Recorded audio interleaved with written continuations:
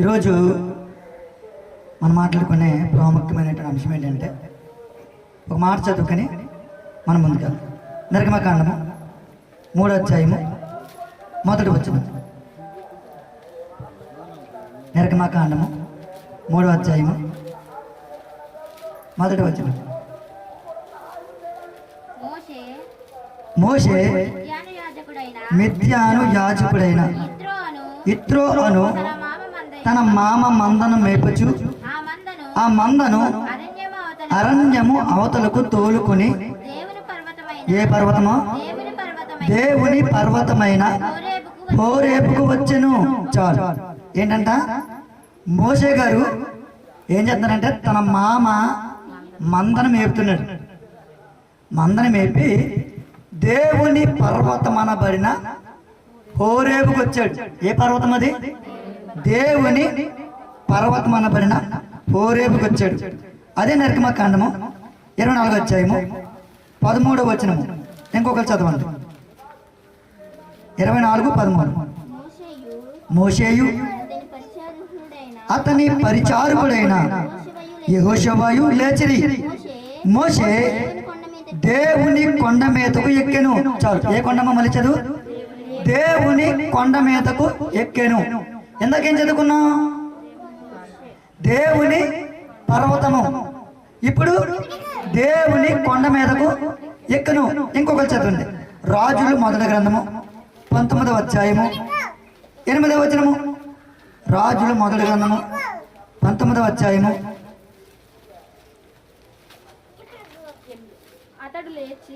అతడు లేచి భోజనము చేసి ఆ భోజనపు బలము చేత 40 రాత్రింపగళ్ళు ప్రయాణము చేసి దేవుని పర్వతమని పేరు పెట్టబడిన హోరేబునకు వచ్చి, చాలు, దేవుని పర్వతం అనబడిన హోరేబునకు వచ్చి 3 విషయాలు కనబడుతున్నాయి మనకి. ఎందాక చదువుకుందేమో దేవుని పర్వతము, తర్వాత దేవుని కొండ, ఇక్కడ దేవుని పర్వతం అని పేరు పెట్టబడిన హోరేబు. 3 ఒకే విషయం చెబుతూ ఉన్నాయి. జాగ్రత్తగా వినండి. చాలా విలువైన విషయాలు ఈరోజు మనం తెలుసుకుంటాం. చాలా జాగ్రత్తగా వినాలి.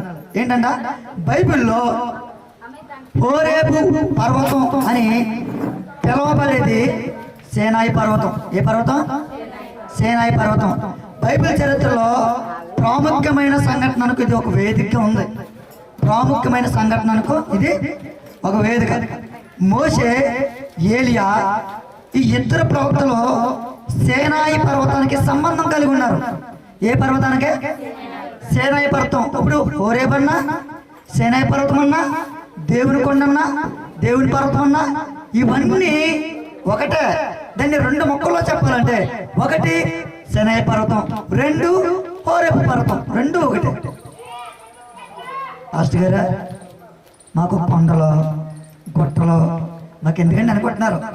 ముందుకెళ్తే దేవుడు ఒక విషయం చెప్పాడంటే అది చాలా విషయాలు మనకు తెలియజేస్తుంది.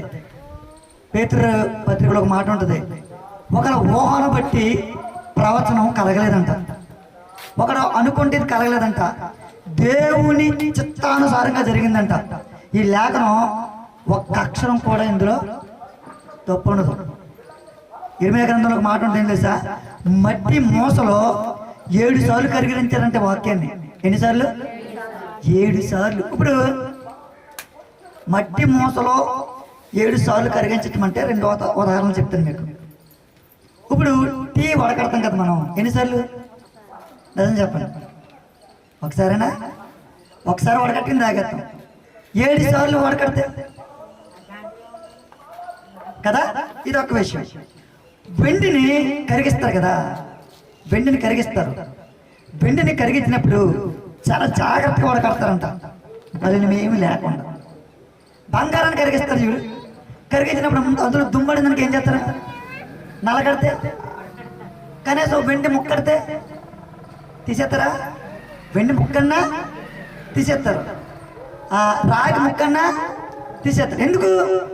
ఇది సువర్ణం, ఇందులో ఏం కలపకూడదు. బైబిల్లో కూడా అంతే, ఏం కలపకూడదు. ఏమి కలపకూడదు. ఏమి తీసివేయకూడదు. ఇది మచ్చుకు మచ్చు దేవుడు ఇచ్చాడు మనకి. పరిపూర్ణంగా ధర్మశాస్త్రము దేవుడు మనకి ఇచ్చాడు. మామూలుగా చెప్పాలంటే ఇది దేవుడు పంపించిన ఒక ఉత్తరం. ఇంకో విషయం చెప్పాలంటే దేవుడు మన కొరకు రాసిన ప్రేమలేఖ. ఏ లేఖ? ప్రేమలేఖ. చదివే కొలది చాలా విషయాలు మనం తెలుసుకోగలుగుతాం. అయితే ఈ సినాయి పర్వతం దగ్గర ఏం జరిగింది? దేవుని కొండ అన్నా, దేవుని పర్వతం అన్నా, హోరేబ్ అన్నా, సినాయి అన్నా ఒకే విధంగా సూచిస్తూ ఉంది. ఈ సినాయి పర్వతం దగ్గర ఏం జరిగింది అనేది మన ప్రశ్న. నిజంగా మిమ్మల్ని అడుగుతున్నాను, ఏం జరిగింది? ఏం జరిగిందంటే నిర్గమకాండం 3వ అధ్యాయము 1వ వచనము. ఇందాక చదువుకున్నటువంటి నిర్గమకాండం 3వ అధ్యాయము 1వ వచనం. మిద్యాను యాజకుడైన యిత్రో అను తన మామ మందను మేపుచు ఆ మందను అరణ్యము అవతలకు తోలుకొని దేవుని పర్వతమైన హోరేబునకు వచ్చును.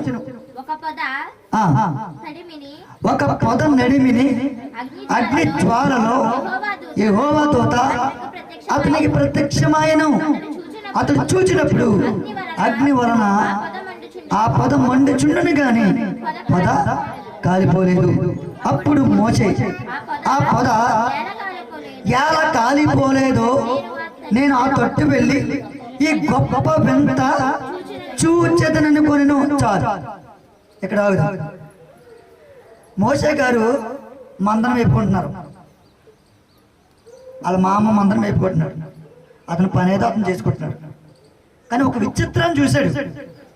ఒక విచిత్రం ఎక్కడ చూశాడంటే సినాయి పర్వతం దగ్గర, హోరేబు కొండ దగ్గర ఒక విచిత్రాన్ని చూశాడు.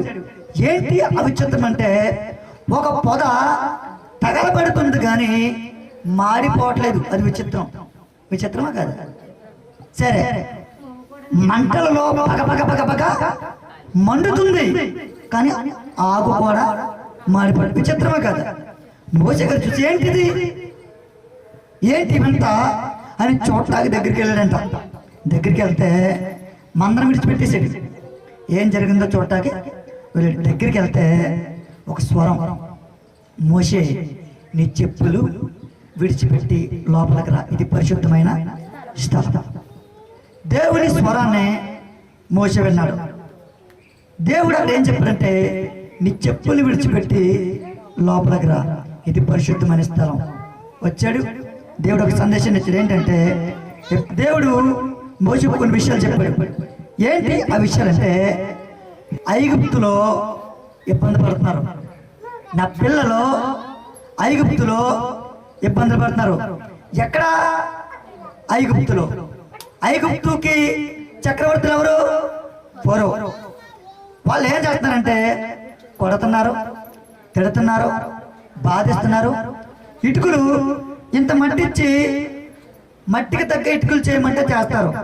ఇంత మట్టిచ్చి ఎక్కువ ఇటుకలు చేయమంటున్నారు. భారమా కాదా? భారం. ఇప్పుడు ఇన్ని పొలాలు ఇచ్చి ఆ పొలాలకు తగ్గ ఇటుకలు కాల్చమంటే పర్వాలేదు. అన్ని పొలాలు ఇచ్చి ఎక్కువ ఇటుకలు కాల్చమంటున్నారు. భారమా కాదా? కాల్చకపోతే కొడుతున్నారు, చెయ్యకపోతే కొడుతున్నారు, చిత్రహింసలు పెడుతున్నారు. కొడతామంటే చెంపల మీద కాదు, కొరడా దెబ్బలు కొడుతున్నారు. అవసరమైతే వాళ్ళు రథాలతో ఈడ్చుకెళ్ళారు, లేదంటే జుట్టు పట్టుకుని ఈడ్చుకెళ్ళారు. వాళ్ళ మొర దేవుడు వినేంతగా వాళ్ళు బాధ అనిపించారు. అది విషయం. అది అది మోషేకు చెప్పాడు దేవుడు. నా ప్రజలు ఐగుప్తులో దాస్యములో కమ్మరి కొలుబులో నా పిల్లలు శ్రమ అనిపిస్తున్నారు, నువ్వు వెళ్ళి వారిని విడిపించు అని చెప్పాడు. అక్కడది అది గుర్తుపెట్టుకోవాలి. మీరు మొదటగా చెప్తున్నాను, మీరు గుర్తుపెట్టుకో విషయాలు మొదటగా చెప్తున్నాను. సినాయి పర్వతం, హోరేబు పర్వతం, దేవుని కొండ, దేవుని పర్వతం, ఈ 4 గుర్తుపెట్టుకోండి. ఇంకొకటి మోషే, ఏలియా, ఇతను గుర్తుపెట్టుకోండి అమ్మా. ఈ 4 ఈ 2 గుర్తుపెట్టుకోండి. ఈ 4 ఈ 2 మీద ప్రసంగం వెళ్తూ ఉంటది అమ్మా. చెప్తారు మీరు ఒకసారి? సినాయి కొండ, హోరేబు పర్వతం, దేవుని పర్వతం, దేవుని కొండ. ఎంత ప్రవక్తలో ఒక ప్రవక్త పేరు, ఇంకో ప్రవక్త పేరు అంతే చాలు. నిర్గమకాండము 19వ అధ్యాయం,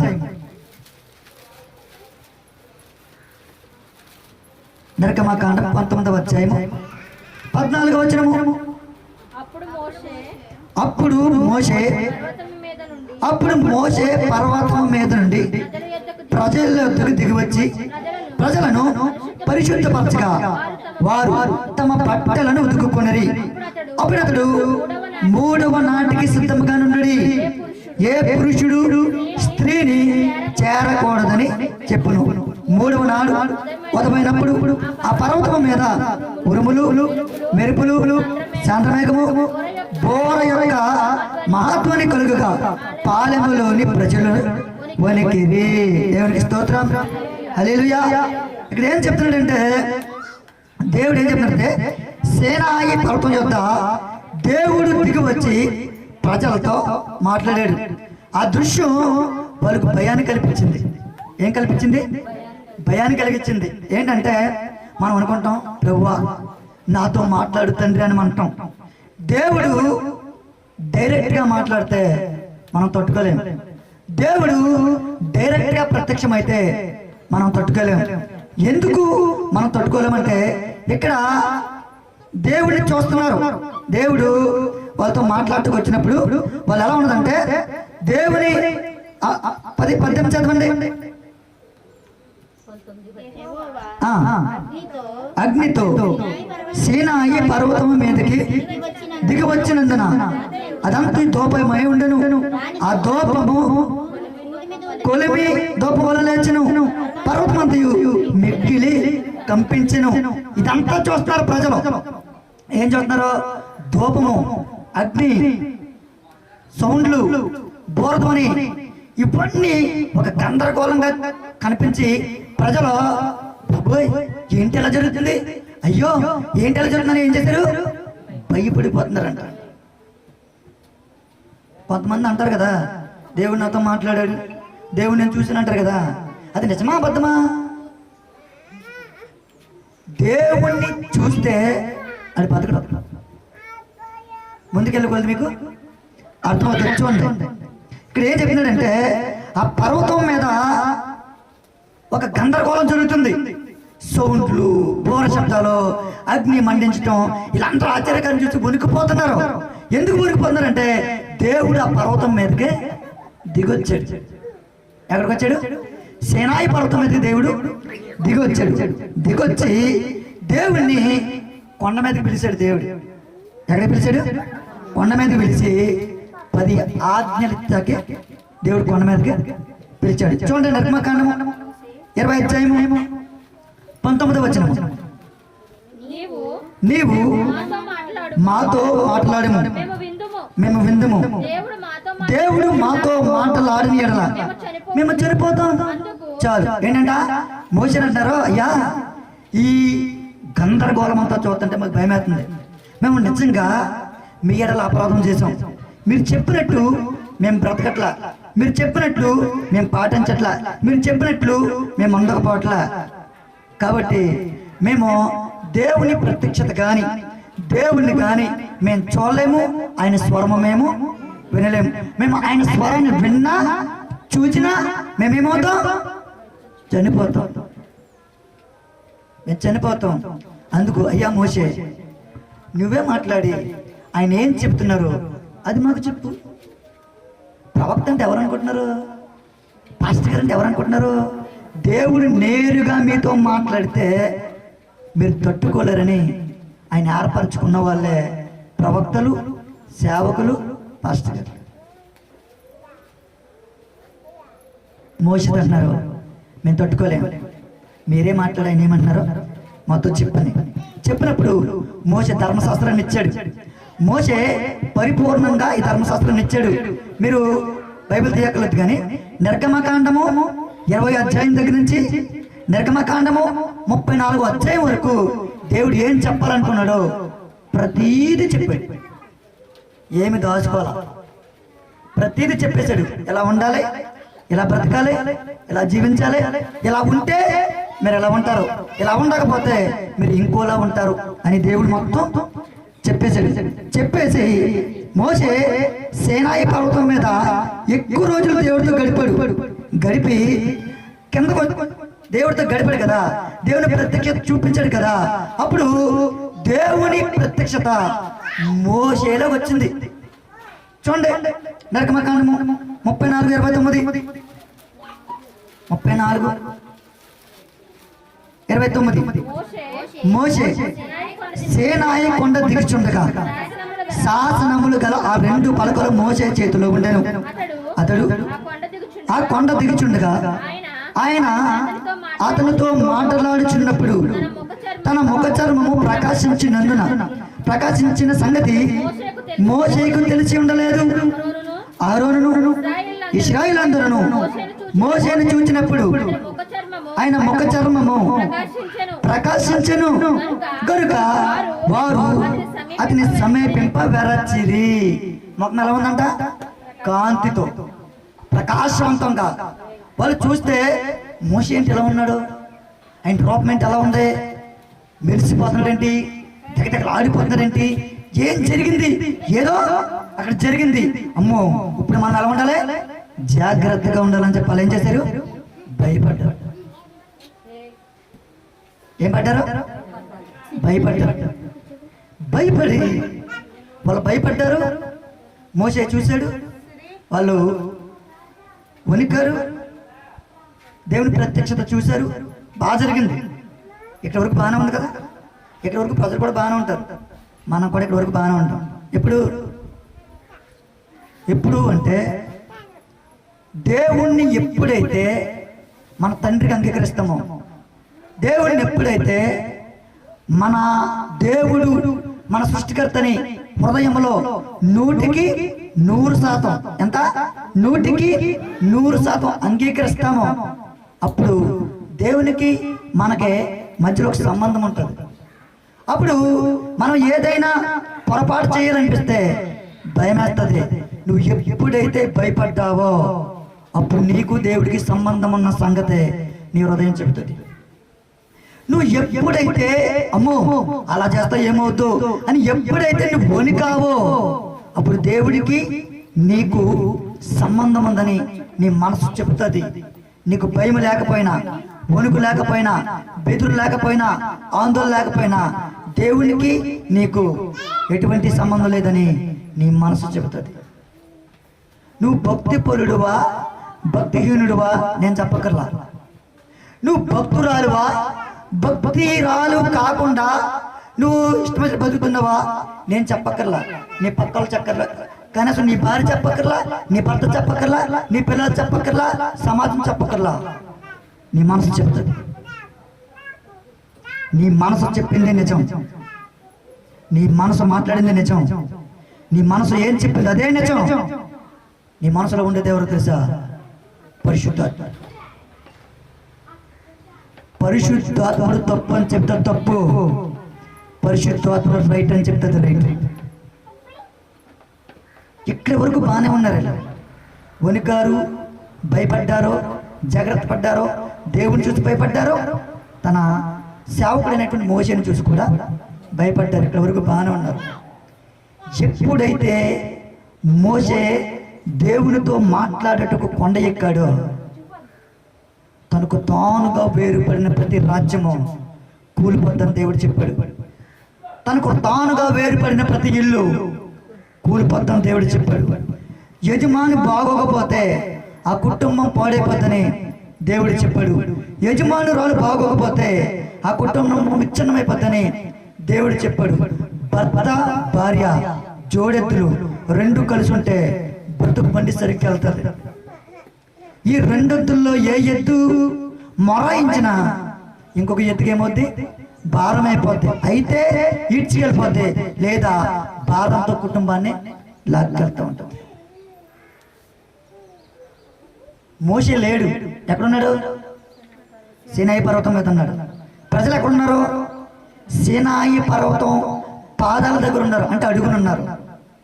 మోషే దేవుని యొద్దకు వెళ్ళాడు. ప్రజలకే నాయకుడు లేడు, కాపర్ లేడు. ప్రజలు అడుగుతున్నారు. ప్రజలు ఎలా మారిపోలేసా? వాళ్ళు కాపరు లేనప్పుడు ప్రజలు ఏమైపోతారు తెలుసా? తొలగిపోతారు. ఆడిందాట పాడింది పాట. చూడండి, మీరు పిల్లల్ని భయపెట్టినంత వరకు బాగుంటారు. అలా ఎప్పుడైతే మీరు వదిలేస్తారో అంత 10 రెట్లు పాడైపోతారు. నువ్వైనా నేనైనా దేవుడు నా కాపరి అన్నంత వరకు మన బతుకులు బాగుంటాయి. దేవుని స్థానాన్ని వేరొకరికి ఇస్తే కుటుంబాలు పాడైపోతాయి. చూడండి, ఎప్పుడైతే మోషే ఎందుకు వెళ్ళాడు? ధర్మశాస్త్రాన్ని కిందకి తెచ్చుటకు వెళ్ళాడు. దేవుడితో మాట్లాడటకు వెళ్ళాడు. దేవుడి పని మీద కదా వెళ్ళాడు. ప్రజలు ఏం చేస్తున్నా తెలుసా? చూడండి, నిర్గమకాండం 32వ అధ్యాయం మొదటి వచనం చదువుకుందాం. మారారా? చదువుతున్నప్పుడు ఒక్కొక్కరు మారండి. చదవండి. మోషే కొండ దిగకుండా తడుగు చేయుట ప్రజలు చూచినప్పుడు ఆ ప్రజలు అహరోను నద్దకు కూడి వచ్చి, లెమ్ము, మా ముందర నడుచుటకు ఒక దేవతను మా కొరకు చేయము. ఐగుప్తులో నుండి మమ్మల్ని రప్పించిన ఆ మోషే అనువాడు ఏమాయినా మాకు తెలియదని అతనితో చెప్పిరి. అందుకు అహరోను, మీ భార్యలకు, మీ కుమారులకు, మీ కుమార్తెలకు చెవులనున్న బంగారు పోగులను తీసి నా యొద్దకు తెండని వారితో చెప్పగా, ప్రజలందరూ తమ చెవులనున్న బంగారు పోగులను తీసి అహరోను నద్దకు తెచ్చిరి. అతడు వారి యొద్ద వారిని తీసుకుని పోగరుతో రూపమును ఏర్పరిచి, ఈ మాట మళ్ళీ చదువుతున్నాను నేను, పోగరుతో రూపమును ఏర్పరిచి దానిని పోత పోసిన తోడగా చేసెను. అప్పుడు వారు, ఇశ్రాయేలు, ఐగుప్తు దోషములో నుండి నిన్ను రప్పించిన నీ దేవుడు ఇదే అనేది. ఏం చేస్తున్నారు? మోషే ఎక్కడ ఉన్నాడు? పేరుతో చెప్పాలి, గట్టిగా చెప్పాలి. సేనాయి పర్వతం మీద మోషే ఉండి కిందకు వచ్చాడు. ఇంకా కొండ ఇంకా కిందకి దిగలేదంట. ప్రజలు ఏం చేస్తున్నారు తెలుసా? ఇశ్రాయేలు ఐగుప్తులో నుంచి మమ్మల్ని తీసుకొచ్చిన దేవుడు ఎవరు, ఆయన ఎలా ఉంటాడో అనుకుని మమ్మల్ని నడిపించినటువంటి, మమ్మల్ని తీసుకొచ్చినటువంటి ఆ ప్రవక్త, ఆ మోషే, ఆ పాస్టర్ గారు ఏమయ్యాడో మాకు తెలీదు. ఆరోన్ దగ్గరికి వెళ్ళి మాకొక దూడను చేయమనిరి. అప్పుడు ఆరోను, మీ చెవులకున్న పోగులు, మీ చెవులకున్న కమ్ములు, బంగారం అంతా తీసుకొచ్చి అక్కడ ఏంటంటే వాళ్ళు ఐగుప్తులో నుంచి చాలా బంగారం పట్టుకొచ్చి వాళ్ళు ఏం చేశారు? అక్కడ వేస్తే ఆరోను ఏం చేస్తాడు తెలుసా? పోగరుతో రూపమును ఏర్పరిచి, దేంతో? పోగరుతో రూపమును ఏర్పరిచి. ఇప్పుడు నేను సీలింగ్ మేస్తాను, నేను ఒక సీలింగ్ మేస్తాను. నేను సీలింగ్ చేయాలంటే నా దగ్గర కొన్ని పరికరాలు ఉండాలా వద్దా? ఉండాలా? ఏముండాలి? మిషను, సుత్తి, టేపు, రకరకాలైన కొన్ని వస్తువులు ఉండాలా వద్దా? పోగరుతో రూపమును ఏర్పరిచి చదవండి. పోత పోసిన తోడగా. అప్పుడు వారు, ఇశ్రాయేలు, ఐగుప్తులో నుండి రప్పించిన ఈ దేవుడు ఇదే. మమ్మల్ని తీసుకొచ్చింది ఎవరు? ఇదే. మమ్మల్ని ఐగుప్తులో తీసుకొచ్చింది ఎవరు? ఇదే. మాకు పగల మేఘస్తంభము గాను, రాత్రి అగ్నిస్తంభము గాను మాకు దారి చూపించింది ఎవరు అనుకుంటున్నాం? ఇదే. మాకు ఆహారం పరలోకం నుంచి ఆహారం మన్నాను కురిపించింది ఎవరు అనుకుంటున్నాం? ఇదే. మాకు దాము తెచ్చిన స్థితిలో ఉంటే బండను కొట్టి నిరిచింది ఎవరు అనుకుంటున్నాం? ఇదే. చూడు, కూర్చో. ఇదే. ఏ దేవుని ఎల్లో మర్చిపోయారు, సృష్టికర్తను మర్చిపోయి సృష్టిని పూజించడం ప్రారంభించారు. మోసే వచ్చాడు. దూడ దగ్గర ఏం చేస్తున్నా తెలుసా? నా వంక చూడండి. దూడ దగ్గరికి వచ్చి చుట్టూరు తిరుగుతూ వారి వస్త్రములు కూడా అవసరమైతే ఉన్నాయో లేవో విచ్చలవిడిగా తాగుతూ గొంతులేస్తూ అల్లరల చేస్తూ పిచ్చి పిచ్చిగా ఉన్నారు ప్రజలు. ఎక్కడ? సేనాయి పర్వతము అడుగున విచ్చలవిడిగా బ్రతికారు. చూడండి 19:32 అధ్యాయము 19వ వచనము. అతడు పాలెమునకు సమీపింపగా ఆ దూడను వారు నాట్యమాడినట్టు చూచెను. అందుకు మోషే కోపము మండెను. అతడు కొండ దిగువను తన చేతులలో నుండి ఆ పలకలను పడవేసి వాటిని పగలగొట్టెను. కష్టపడి బాహుబలంతో మిమ్మల్ని రప్పించమయ్యా. కష్టపడి అదెవడో మాటనకపోతే మా ప్రాణాన్ని పలంగా పెట్టి మిమ్మల్ని తీసుకొచ్చాం. మీరేం చేస్తున్నారు తెలుసా? ఇష్టం వచ్చినట్టు బ్రతుకుతున్నారు. దేవుడిని మర్చిపోయారు. దేవుడు చేసిన మేలు మర్చిపోయారు. దేవుడు మీ పట్ల ఉన్నటువంటి గొప్ప గౌరవాన్ని మర్చిపోయి మీరేం చేస్తున్నారు తెలుసా? నాట్యం ఆడుతున్నారు, గొంతులేస్తున్నారు, చిందులేస్తున్నారు. ఐగుప్తు దేశం ఎటువంటిదో తెలుసా? ఐగుప్తు దేశం ఎటువంటిదో ఫరో చక్రవర్తి ఎక్కడ తీసుకెళ్తావు? తీసుకెళ్ళు. ఎలా తీసుకెళ్తావు? తీసుకెళ్ళు అన్నప్పుడు దేవుడు చేసినటువంటి కార్యాల వల్ల లొంగాడు. ఫరో చక్రవర్తి మామూలుడు కాదు. ఫరో చట్టం మామూలు శిక్షలు కాదు. ఫరో చక్రవర్తికి ఉన్నటువంటి వాళ్ళ తీర్మానాలు చిన్న శ్రమలు కాదు. వాళ్ళు అక్కడ బతుకుండడం కంటే చచ్చటం మేలు అనుకుంటారు. అలా చెప్పాడు, నా ప్రజలను పంపించన్నాడు, పంపించరా. ఓ తెగులు పంపాడు, మరలా పంపించమన్నాడు, పంపించరా. మిడతలను పంపాడు, మరలా పంపించమన్నాడు, పంపించరా. కప్పలను పంపించాడు, నీటిని రక్తంగా మార్చాడు, వడగంటలను కురిపించాడు. 9 అద్భుతాలు చేసిన మాట వల్ల ప్రజలు 10వ అద్భుతానికి సుస్సు పోసుకున్నాడు ఫరో చక్రవర్తి. దేవుడు మంచిగా మాట్లాడినంత వరకు మంచిగా ఉంటుంది. దేవుడు మాట వినకపోతే చెబుతాడు చెబుతాడు చెబుతాడు, మారమని చెబుతాడు. మారకపోతే ఆయన ఏం చేయాలో అది చేస్తాడు. 10వ అద్భుతం ఏంటి? తన కుమారుని లేపుకుంటూ వచ్చేసాడు దేవుడు. ఐగుప్తులో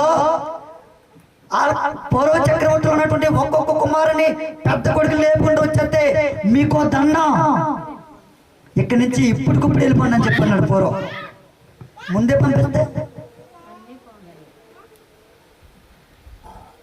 ఎన్ని తెలిసి వాళ్ళకి.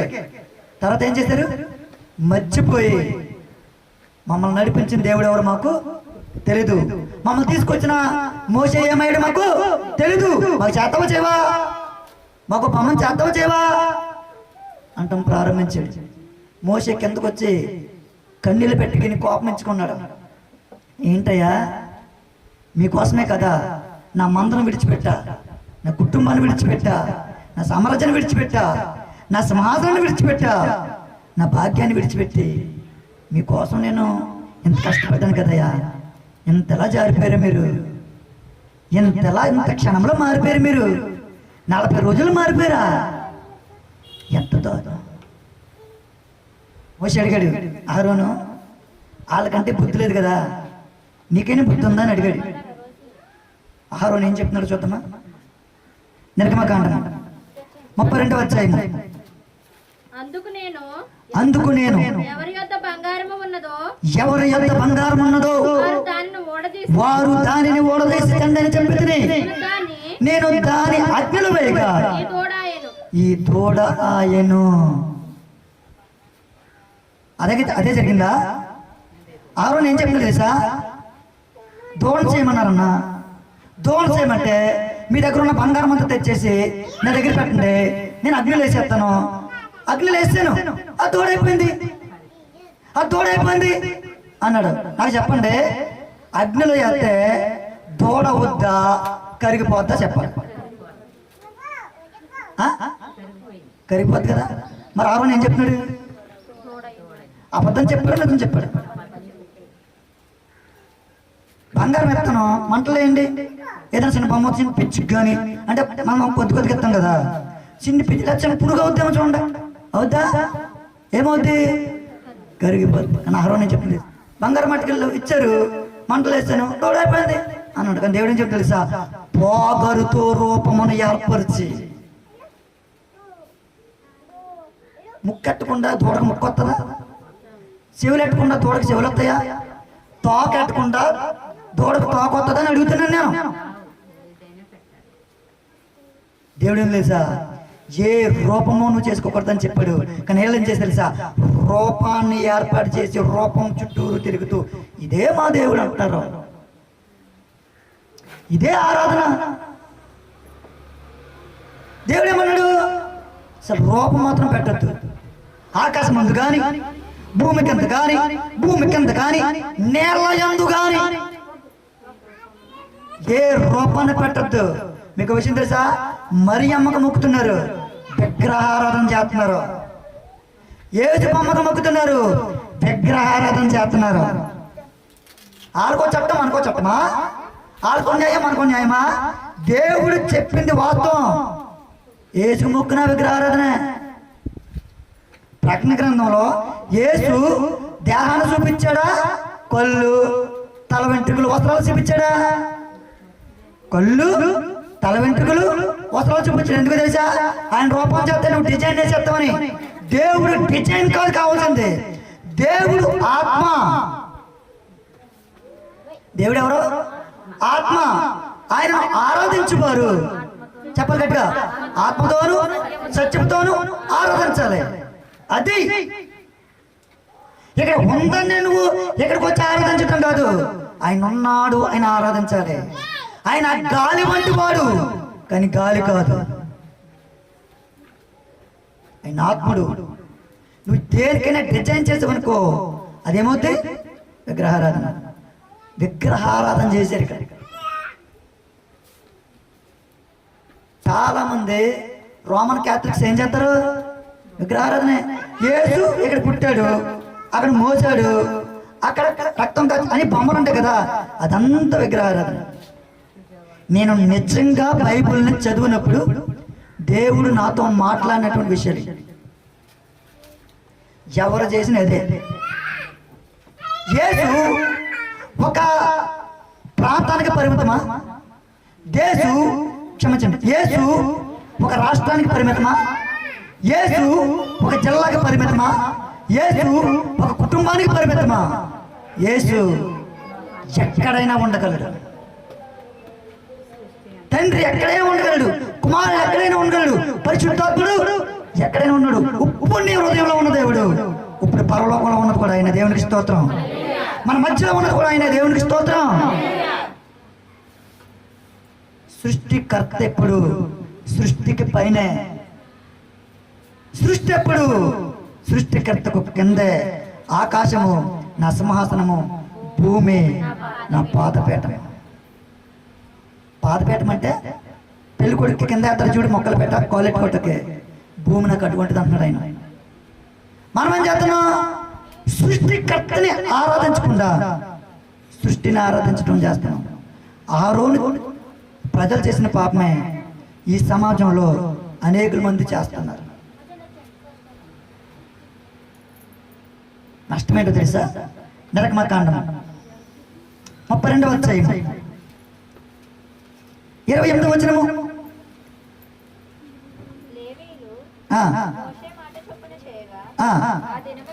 ఆ దినములలో ప్రజలలో ఇంచుమించు 3,000 మంది కూలిరి. ఎందువల్ల? ఎందుకు వల్ల? ఎంతమంది చచ్చిపోయారు? 3,000 మంది. దేవుని పక్కన పెట్టేశారు, ఆయన సావుకుని పక్కన పెట్టేశారు, ఇష్టం వచ్చినట్టు గొంతులు వేశారు. గొంతులు వేయటం వల్ల దేవుడికి ఏమొచ్చింది? కోపం వచ్చింది. ఆయన కోపం వస్తే నష్టం ఎలా ఉంటుంది తెలుసా? ఏదో గిల్లు వెళ్ళిపోయాడు ఆయన. ఇంచుమించు 3,000 మందిని లేపాడు. దేవునికి స్తోత్రం. 35 ఆరోను కల్పించిన తోడను ప్రజలు చేయించినందున యెహోవా వారిని బాధ పెట్టెను. ఏం చేశాడు? దోడ చుట్టూరు తిరుగుతున్నారు కదా, ఇప్పుడు ఏం చేస్తున్నాడు? బాధలు పెడుతున్నాడు, కష్టాలు పెడుతున్నాడు, శ్రమలు పెడుతున్నాడు. ఎందుకు వస్తాయి ఒక్కొక్కసారి శ్రమలు, కష్టాలు? నేను చెప్పాను చాలాసార్లు, దేవుడు అలా తప్పు ఉన్నాడు అనుకో, ఓపెన్ ద డోర్, బాటంగా తెరుచుకుంటాడు తలుపు. సాతాను గడు వచ్చి టెస్ట్ చేసుకుంటాడు మన బ్రతుకుల్ని, మన కుటుంబాలని, మనకున్నటువంటి ఆర్థిక వ్యవస్థలంతా చిన్న భిన్నం చేసేసరికి ఆడు సరదాగా నవ్వుకుంటాడు. ఇక్కడ ఎప్పుడు వచ్చింది నష్టం? మోసే లేనప్పుడు వచ్చింది. ఎప్పుడు తప్పిపోయారు? కాపర్ లేనప్పుడు తప్పిపోయారు. ఎప్పుడు నష్టపోయారు? దేవుని పక్కనప్పుడు నష్టపోయారు. ఎంతమంది నష్టపోయారు? 3000 మంది నష్టపోయారు. ఎక్కడ నష్టపోయారు? సేనాయిత పర్వతం వద్ద నష్టపోయారు. దేవునికి స్తోత్రం, హల్లెలూయా. సీనాయి పర్వతం దగ్గర మోషే ఈ ప్రజలకు చెప్పినటువంటి చట్టాలన్నీ చెప్పాడు, ధర్మశాస్త్రాన్ని ఇచ్చాడు, మెలకువలు చెప్పాడు, జాగ్రత్తగా ఉండని చెప్పి తన కాలుగతులు పూర్తి చేశాడు మోషే. అలా జరిగిన 100 సంవత్సరాల తర్వాత, ఇందాక ఇద్దరి కోసం చెప్పాను, మొదటి ప్రవక్త, రెండో ప్రవక్త ఏలియా. రెండవ ప్రవక్త 100 సంవత్సరాల తర్వాత సినాయి పర్వతం మీద కనిపించాడు ఆయన. చూడండి, రాజుల మొదటి గ్రంథము 19వ అధ్యాయము 18వ వచనం. ఇందాక మీకు చెప్పిందే, 19వ అధ్యాయము. అతడు లేచి భోజనము చేసి ఆ భోజనపు బలమ చేత 40 రాత్రి పగలు ప్రయాణము చేసి దేవుని పరమాత్మని పేరు పెట్టబడిన హోరేబుకు వచ్చి, చాలు, దేవుని పర్వతమైన హోరేబుకు వచ్చి ఎన్ని రోజులు ప్రయాణం చేశాడు? 40 రోజులు. ఎక్కడికెక్కాడు? సీనాయి పర్వతం. ఆ పర్వతాన్ని ప్రవక్తను వదలొద్దు, చాలా సంబంధం ఉంది అక్కడ. మోషే ధర్మశాస్త్రం ఇచ్చింది సీనాయి పర్వతం మీదే, మోషే దేవుడితో మాట్లాడింది సీనాయి పర్వతం మీదే. ఇశ్రాయేలీయులు పాపం చేసింది సీనాయి పర్వతం అడుగు భాగాన. ఇశ్రాయేల్ ప్రజల్లో చాలా మంది చనిపోయింది సీనాయి పర్వతం అడుగు భాగానే. అక్కడికక్కడ అది అయింది. అయిన తర్వాత 100 సంవత్సరాల తర్వాత ఒక ప్రవక్త మళ్ళీ మనకి దర్శనం ఇచ్చాడు. ఆ ప్రవక్త పేరు ఏం పేరు? ఏలియా. మోషేలాగే 40 రోజులు ప్రయాణం చేశాడు, రాత్రి పగలు. చూడండి 19:12, రాజుల మొదటి 19:12. ఆ భూకంపమైన తరువాత మెరుపు పుట్టింది, కానీ ఆ మెరుపునందు యెహోవా ప్రత్యక్షము కాలేదు. మెరుపు ఆగిపోగా మిక్కిలి నిమ్మలముగా మాట్లాడు ఒక స్వరము వినబడెను. ఏలియా దానిని విని తన దుప్పటితో ముఖము కప్పుకొని బయలుదేరి గుహవాకిట నిలిచెను. చాలు. మొదటగా మోషే అనుభవానికి ఏలియా అనుభవానికి కొంత వ్యత్యాసం మనకి ఇక్కడ కనబడుతుంది. ఇక్కడ మెల్లని స్వరము ఎవరిదే? దేవుడి. ఏలియా ఏం చేశాడు? ఏలియా దాని విని, అంటే ఏలియా స్వరము విని తన దుప్పటితో ముఖము కప్పుకొని ఏం చేశాడు? ముఖము ఎందుకు కప్పుకున్నాడు? భయం. దేవుణ్ణి చూశానంటారు కదా, చూడొచ్చుగా మరి. దేవుడు నాతో మాట్లాడాలంటారు కదా, మాట్లాడొచ్చుగా మరి. ఇక్కడ ప్రవక్త ఏం చేశాడు? స్వర్మ వింటే ముసుకేసుకున్నాడు. ఎందుకు? భయం వేసి. ఏ స్వరం? మళ్ళీ మెల్లని స్వరము. అదే కదా ఉంది ఇక్కడ. ఇదిగో ఒక స్వరము, మెరుపు ఆగిపోగా మిక్కిలి నిమ్మలముగా మాట్లాడు స్వరము. ఏంటి నిమ్మలముగా మాట్లాడే స్వరానికి ముసుకేసుకున్నాడు అంటే? అవును, ముసుకేసుకున్నాడు, భయపడి. మీకు విషయం చెప్పనా? దేవుడు ఈ భూమి మీదకి వచ్చినప్పుడు సృష్టి యావత్ ఆయన వైపు తిరిగిపోతుంది.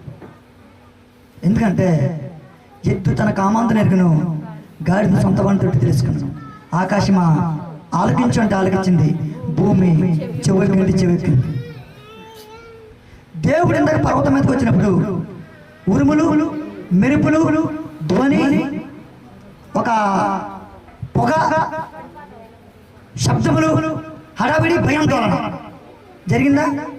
ఇప్పుడు కూడా యేసుక్రీస్తు క్షమించిన దేవుడు ఏలియాతో మాట్లాడినప్పుడు సౌండ్లు, మెరుపులు, కొంత గందరగోళం, మెల్లని స్వరంలో భయం. యేసుక్రీస్తు 2000 సంవత్సరాల క్రితం బాలుడికి భూమికి వచ్చాడు కదా, అప్పుడు కూడా సృష్టి ఆయన వైపు తిరిగిపోయింది.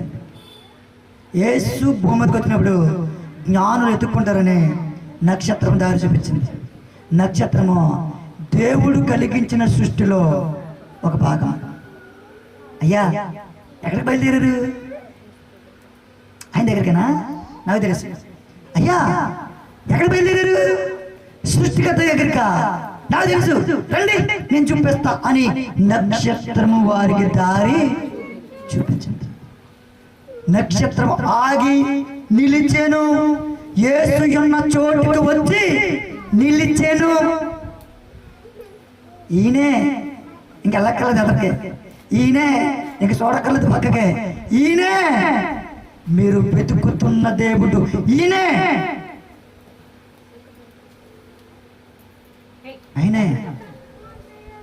ఎవరు దారి చూపించారు? నక్షత్రం. దేవుడు పాత నిబంధనలో చాలాసార్లు చెప్పాడు, మంచిగా బ్రతకండి అని. మంచిగా బ్రతకండి, మంచిగా బ్రతకండి, పరిశుద్ధంగా బ్రతకండి, జాగ్రత్తగా బ్రతకండి, పవిత్రంగా బ్రతకండి అని చెప్పాడు. విన్నారో విడిచిపెట్టేశారు. చెప్పాడు, విన్నారో విడిచిపెట్టేశారు. ఎన్నిసార్లు చెప్తే అన్నిసార్లు విన్నారు, అన్నిసార్లు విడిచిపెట్టేశారు. దేవుడికి కోపం వచ్చింది. కోపం వస్తే ఎలా ఉండదో చూపించాడు. ఆయన కొన్ని వెపన్స్ ఉపయోగించాడు. దేవుడి వెపన్స్ ఏంటో తెలుసా? మనం ఏదైనా చిన్న గొడవ జరిగింది అనుకో, మనం ఏం చేస్తాం? కర్రలో కొత్తరెట్టుకు వెళ్తాం. ఆయన వెపన్స్ ఎలా ఉంటుందో తెలుసా? ఒక వెపన్ వాడాడు. ఆ వెపన్ పేరు నీరు. భూమి మీద ఉన్న వాళ్ళందరూ చచ్చిపోయారు, ఒక కుటుంబం మాత్రమే బతికారు. అది జలప్రలయం. దేవుడు వాడినటువంటి ఒక వెపన్ పేరు ఏంటి? నీరు. దేవుడు ఇంకొక వెపన్ ఉపయోగించాడు. ఇంకొక వెపన్ పేరే అగ్నిగంధకాలు.